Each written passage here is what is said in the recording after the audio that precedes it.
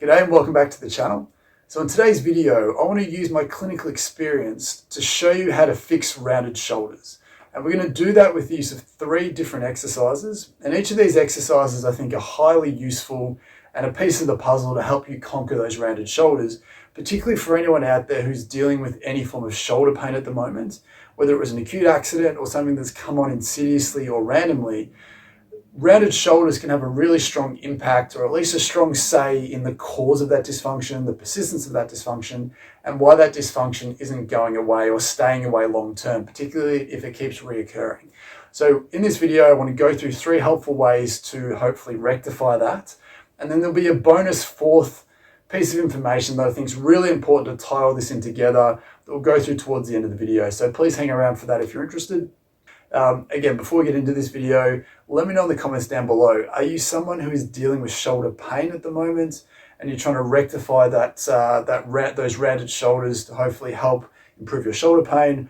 Or are you just someone who wants your shoulders to look and function better? I'm always interested to know. It really helps me make the content in these videos more specific to you. So let me know down in the comments as well. That'd be fantastic. So getting into this, obviously, when we're talking about rounded shoulders, we're obviously talking about an improper postural position or imperfect anatomical shapes that we need to change so that the function of those shoulders get better.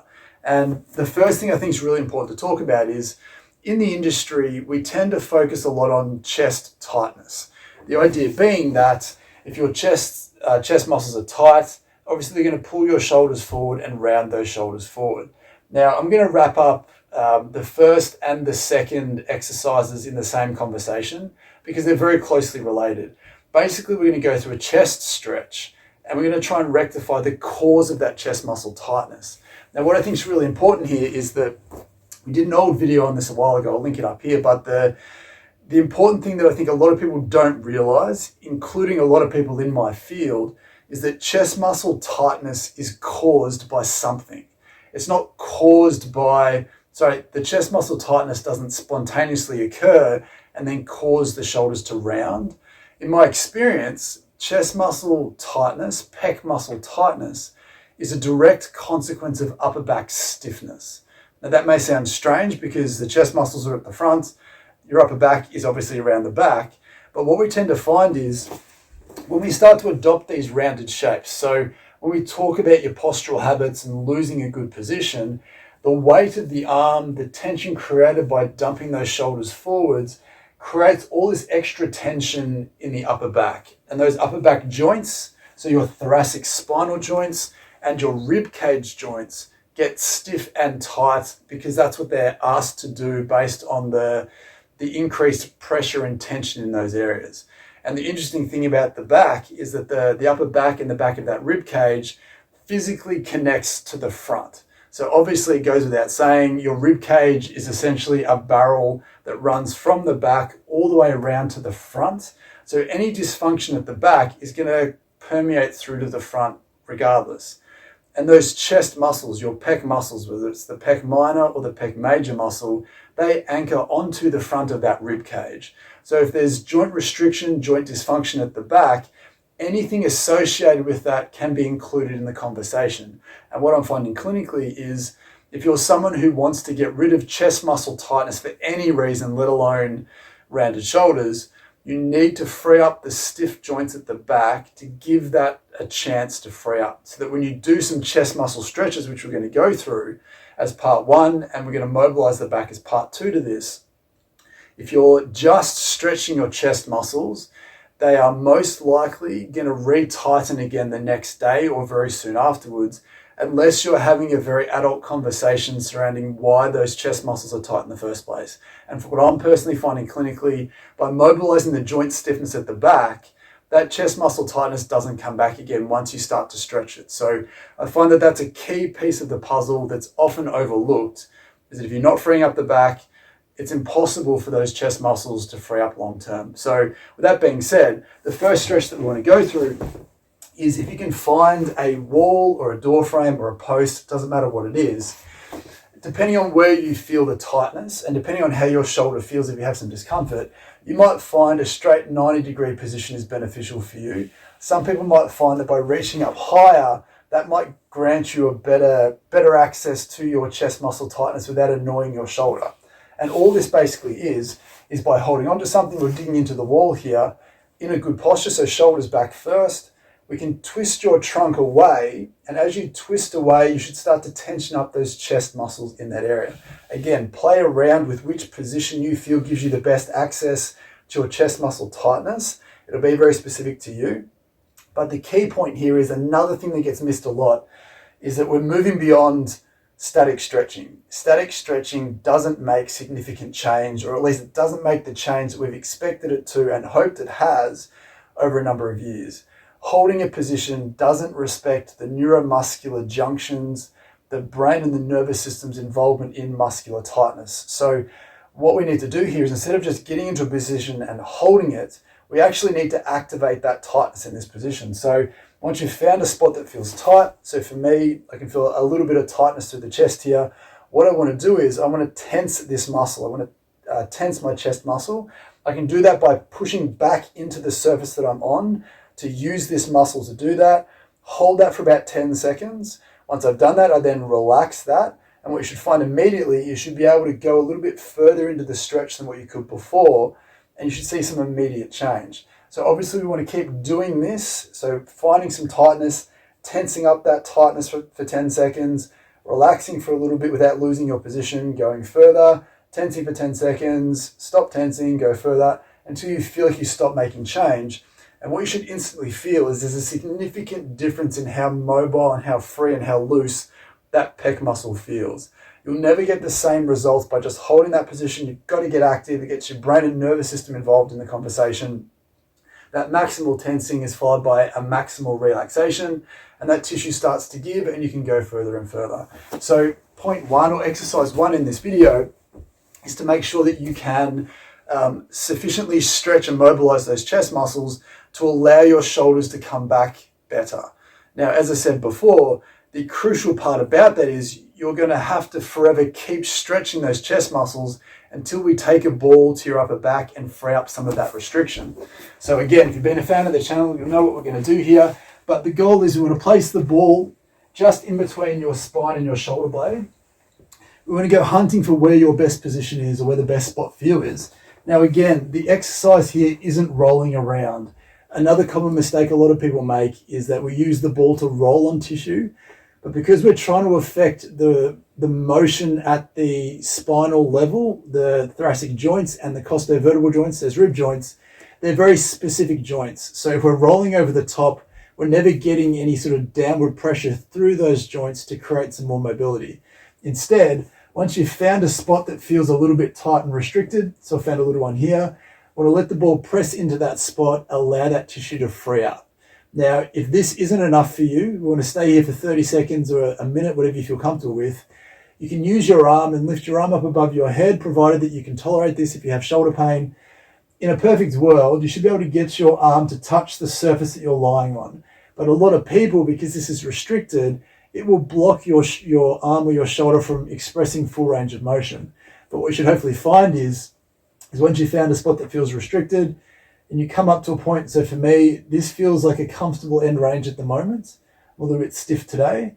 But what you should find is the more you do this, the faster you should see, or the more you should see that arm move to the point where you can get that range of motion back. Now, we're not trying to cheat by lifting up our chest. We're keeping everything still. So again, I'll find another spot. This spot's a little bit restricted for me. I feel like that restriction kicks in here, but then the more I mobilize in and out of that restricted range, it starts to give and starts to free up. Now, that's really, really important, because what we're doing is we're mobilizing the joints at a specific level.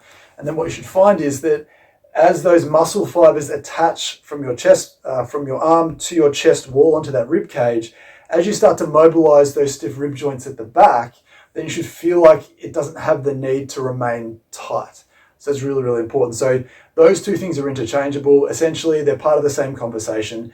You should never be doing chest muscle stretching without doing some upper back mobilization, because it's not going to get you the results that you need.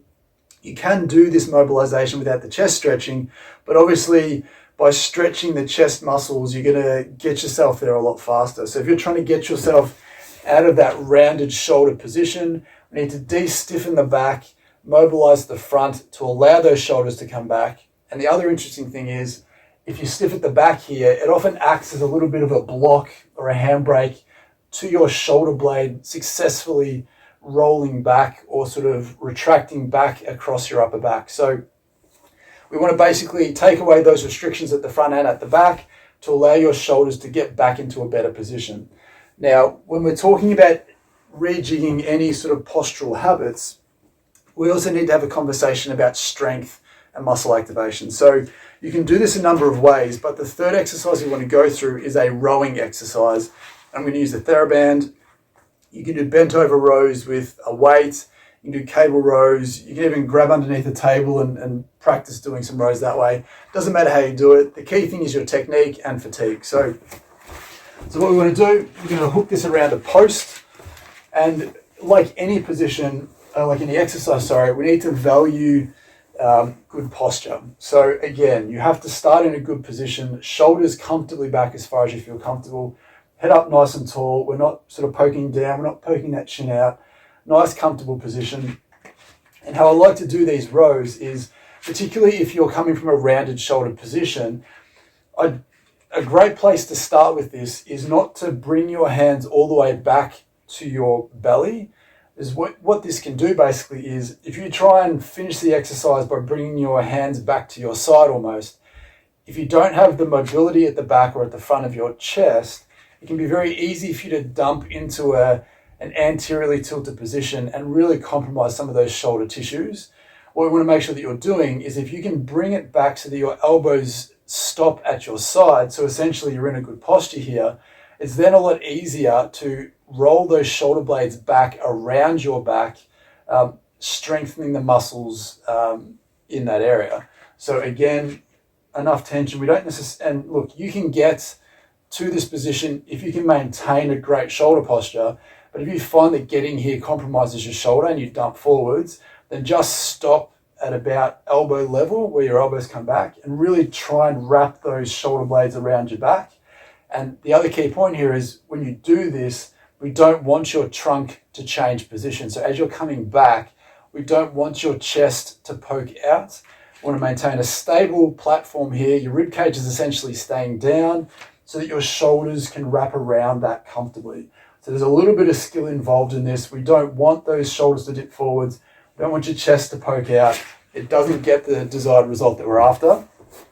But doing enough of those at a resistance that fatigues you is really important. So as we talk about a lot on the channel, the secret to a good, to knowing what your resistance looks like and what your workout looks like, is by valuing technique and fatigue. So if you know that you want to do about 8 to 12 reps, depending on what you've been advised on and what you want to do, if you fatigue before or after that number, then obviously the weight isn't appropriate. So if you fatigue too soon, then clearly the weight's too heavy. If it takes you a lot longer to fatigue, then clearly the weight's too light. But on the flip side of that, if you get to say 6 reps of 8 and you start to lose that good technique, then the weight is too heavy for you, or the resistance is too much. Similarly, if you can hold it together and you're not getting that fatigue, like I said, then the weight's too light. So if you know what good fatigue feels like and good technique looks like, then you'll always figure out that sweet spot of how heavy your resistance needs to be. So those 3 things are really, really important. So we need to make sure that you're freeing up the front and back and then activating the muscles to allow you to be in that position a lot more.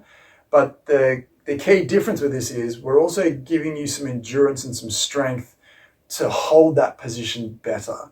So the bonus 4th thing that we sort of touched on at the start of this video is your attitudes towards your posture, your postural awareness. Now, if you're someone who sits at a desk all day, if you're someone who drives a car a lot, if you sit on the couch and watch TV a lot, if you sit up in bed and read a book, use your laptop, doesn't matter what it is, even if you stand all day and sitting isn't for you, if you stand and slouch, then you're perpetuating, or most likely going to perpetuate, the reasons for those rounded shoulders. So if we want to have a conversation surrounding why you feel like your shoulders are rounding in the first place, your body is basically an obedient dog. It just does what you ask of it, knowingly or unknowingly. So if you're someone who is rounded through your shoulders, there's a very high likelihood that without you realizing it, you're getting into that position or have been getting into that position for a long time. Now, there is always clearly exceptions to that rule. There are people that are born with specific genetic things, whether it be a scoliosis or some other issue. I'm just talking about the majority of people and our attitudes and our awareness of our posture. If we were always aware of being in a good position, we would potentially always be in a good position. There'd be no reason for our tissues to suddenly start to round and get into a bad shape. So you owe it to yourself, if you're trying to fix rounded shoulders, to make sure that when you are in a stationary shape for a period of time, that you feel like you're comfortably keeping your shoulders back. Now, again, I've touched on this in a video before, but another common misconception, there seems to be a few in this video, but another thing that I see a lot is that your best position isn't back and down, it's back and up slightly. So not ridiculously up, but it's back. The reason for that is when we tend to lose good posture, we're dropping down and rolling forward based on gravity and the way that our anatomy flows when we let go. So if our bad postural habits lead to dropping and rolling forwards, theoretically undoing that is taking it back and up a little bit. So if we go back and down, potentially we're increasing the amount of tension in the area unnecessarily. So if you're sitting at a table, sitting at a desk, and you're trying to fix those rounded shoulders, make sure that you're pulling them comfortably back and maybe up a little bit. Make sure that you're not rounding forwards through your upper back. Make sure that your upper back is in a good position. It's not out, it's not all the way down. It has to be in a neutral position so those shoulders can be positioned accordingly. So to wrap that up, basically, by reducing some restrictions in the back and at the front, and by improving the strength and endurance of the muscles at the back, we can start the process of reversing the things that you've unknowingly accrued to develop rounded shoulders. However, all of those things will genuinely be for nothing if you can't take a step back and analyze and value good postural habits. Because the reason why things get tight at the back, the reason why things get tight at the front, the reason why things tend to weaken at the back when they should always be strong, tend to be because we're not using them and we're becoming dysfunctional from everyday shapes. So we need to have that adult conversation about your posture. You need to value that posture if you're going to make sure that these things go away for good. And I think that's the missing piece for a lot of people, is that you can do all the exercises in the world, but if you're not backing that up with good reinforcement of shapes and positions, then essentially you can be wasting your time. So with that being said, I hope that was helpful. Let me know in the comments if it was. Consider subscribing, leave a like on the video. But we'll see you in the next one. Thanks for watching.